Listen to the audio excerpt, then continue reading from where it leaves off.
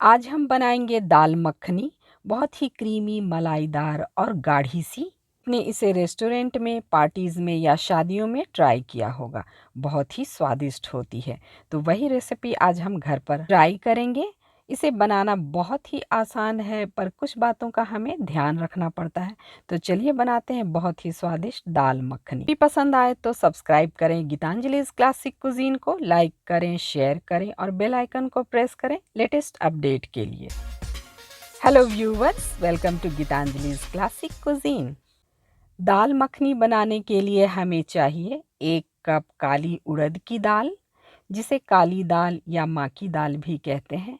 और आपको टुकड़े वाला नहीं लेना है, होल दाल लेना है। और ये मेज़रमेंट में 250 ग्राम के करीब है। साथ ही मैंने 100 ग्राम राजमा लिया है। अब इसे अच्छे से 2-3 बार वॉश करना है और पूरी रात भिगो कर रखना है, या कम से कम 6 से 7 घंटे। दाल को मैंने रात भर भिगो कर रखा था और आप देख सकते हैं ये बहुत बढ़िया से फूल चुके हैं। तो दाल का अच्छे से फूलना बहुत ज़रूरी है।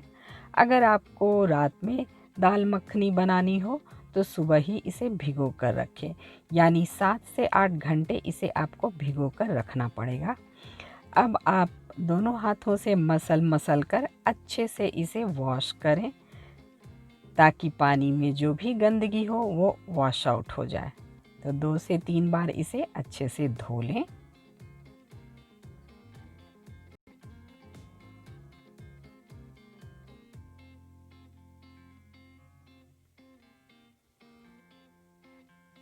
अब एक कुकर में डालें दाल, साथ ही हम डालेंगे स्वाद अनुसार नमक। और अब कुछ खड़े मसाले डालेंगे: हरी इलायची, लौंग,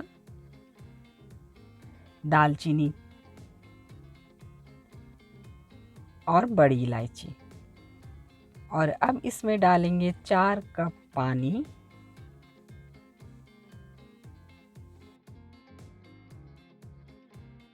पानी का लेवल देख लें और अगर कम लगे तो 1 कप और डाल सकते हैं। और अब ढक्कन बंद करें और 5 से 6 विसल आने तक इसे हम कुक करेंगे, या फिर जब तक दाल अच्छे से गल ना जाए। और फ्लेम को इस वक्त मीडियम रखें। कुकर को खुद से ठंडा होने दें, उसके बाद इसका ढक्कन हटाएं। मीडियम फ्लेम पे 6 से 7 सीटी लगाने के बाद इसे खुद से ठंडा होने दें। और ठंडा होने के बाद इसे अब खोल कर देखें तो आप देख सकते हैं दाल अच्छे से गल चुकी है। देखिए, मैं एक मसल कर दिखाती हूँ। और अब हमें दाल को थोड़ी देर और कुक करना है। तो इसमें डालें 1 कप गर्म पानी और इसे लो फ्लेम पे हमें करीब आधे घंटे तक कुक करना है। इसे कहते हैं दाल को तड़ाना, यानी जब तक इसमें एक लेयर ना आ जाए क्रीमी सी, तब तक हमें इसे अच्छे से कुक करना है। तो फ्लेम को लो रखें और इसे अच्छे से तड़ने दें। और इसे पकाना है 25 से 30 मिनट। इस तरह से ढक्कन ऊपर रखें और इसे कुक करें। और बीच बीच में हमें चेक कर लेना है। तो 10 मिनट के बाद थोड़ी दाल गाढ़ी हो गई है और लैडल को पलट कर देखें, इसमें थोड़ी सी मलाई जैसी परत जमती हुई दिखाई दे रही है। तो इसे अभी और थोड़ी देर कुक करना है। 25 से 30 मिनट तक लो फ्लेम पे कुक करने के बाद आप देख सकते हैं दाल काफ़ी गाढ़ी हो गई है और साइड्स में मलाई की परत भी जमनी शुरू हो गई है। तो इसका मतलब है कि हमारी दाल अच्छे से कुक हो गई है। अब फ्लेम को बंद रखें और अब हमें इसका तड़का लगाना है। के लिए मैं ले रही हूँ एक पैन और उसमें डालें घी। आप चाहें तो ऑयल का भी इस्तेमाल कर सकते हैं। घी के गर्म होते ही हम इसमें डालेंगे तेज पत्ता। खड़े गरम मसाले तो हमने पहले ही डाल दिए थे जब हम दाल को कुक कर रहे थे। अब घी में डायरेक्ट डालेंगे कश्मीरी लाल मिर्च पाउडर और हल्दी पाउडर। इससे कलर बढ़िया आता है। तो ऑयल या घी में डायरेक्ट मसाले डालें, पर इस बात का हमेशा ध्यान रखें कि फ्लेम को लो रखें, नहीं तो मसाले जल जाएंगे। अब हमें इसमें डालना है बारीक कटे हुए प्याज, जो 3 बड़े साइज़ के प्याज को हमने बारीक कट कर लिया था। अब इसे सौटे करें। प्याज अच्छे से भुन चुके हैं। अब हम डालेंगे इसमें अदरक, लहसुन और हरी मिर्च का पेस्ट। मैंने 2 हरी मिर्च का इस्तेमाल किया है। तीखा आप अपने अनुसार एडजस्ट कर सकते हैं। आप चाहें तो क्रश करके भी अदरक, लहसुन और हरी मिर्च डाल सकते हैं। फ्लेम को इस वक्त मीडियम रखें। अदरक, लहसुन और प्याज को अच्छे से फ्राई कर लें। और अब हमें इसमें डालना है टमाटो प्यूरे, जो कि हाफ कप है। 3 मीडियम साइज़ के टमाटर को मैंने मिक्सी में ग्राइंड कर लिया था और इसे मैं इस्तेमाल कर रही हूँ। आप चाहें तो बाज़ार का भी टमाटो प्यूरे इस्तेमाल कर सकते हैं। अब टेस्ट के अकॉर्डिंग नमक डालें, तो नमक ध्यान से डालें क्योंकि हमने पहले भी नमक डाला था जब हम दाल को कुक कर रहे थे। अब इसे अच्छे से मिक्स करें। मसाले अच्छे से भुन चुके हैं और ऑयल भी सेपरेट होने लगे हैं। किनारों को स्क्रैप कर लें और इसे अच्छे से चला लें।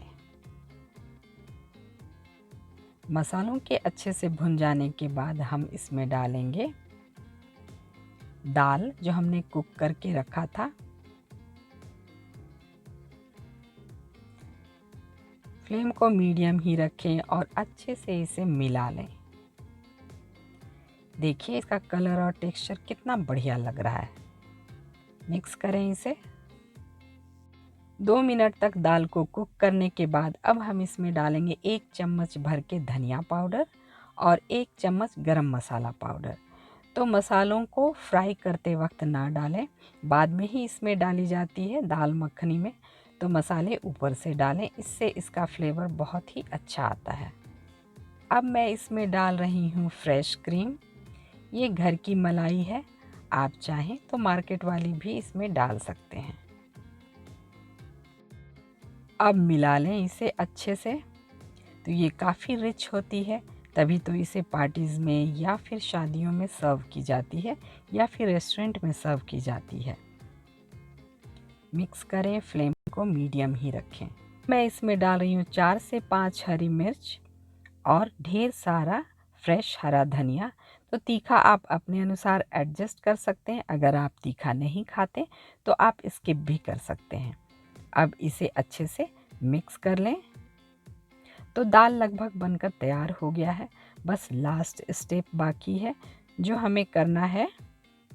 दाल मखनी में मक्खन ना हो ये तो हो नहीं सकता।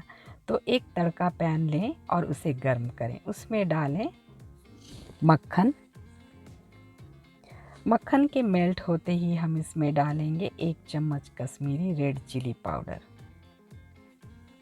जब बटर में थोड़ा थोड़ा झाग हो तभी आप उसमें रेड चिली पाउडर डालें, नहीं तो मसाले जल सकते हैं। और अब दाल के ऊपर इसे तड़का लगाएं इस तरह से। अब इसे मिक्स कर लें। आप चाहें तो डायरेक्ट बटर भी डाल सकते हैं लास्ट में, पर इस तरह से तड़का लगाकर करने से एक तो कलर भी अच्छा आता है और टेस्ट भी बढ़िया आता। आप देख सकते हैं इस टेक्सचर बहुत ही बढ़िया आया है। अब इसे सर्व करें गर्मा गर्म राइस के साथ, नान के साथ, चपाती के साथ और इन्जॉय करें। तो इस रेसिपी को ज़रूर ट्राई करें। अब इसे गार्निश करें फ्रेश क्रीम के साथ। तो लीजिए तैयार है बहुत ही गाढ़ी और मलाईदार एकदम रेस्टोरेंट स्टाइल दाल मखनी। इस रेसिपी को ट्राई करें और कमेंट सेक्शन में अपना फीडबैक भी हमारे साथ ज़रूर शेयर करें। और इस तरह की ढेरों मज़ेदार रेसिपी देखने के लिए सब्सक्राइब करें गीतांजलि's क्लासिक कुजीन को, लाइक करें, शेयर करें अपने फ्रेंड्स और फैमिली के साथ। साथ ही बेल आइकन को प्रेस करें लेटेस्ट अपडेट के लिए। तो मिलते हैं हमारे नेक्स्ट वीडियो पे। Thanks for watching and enjoy.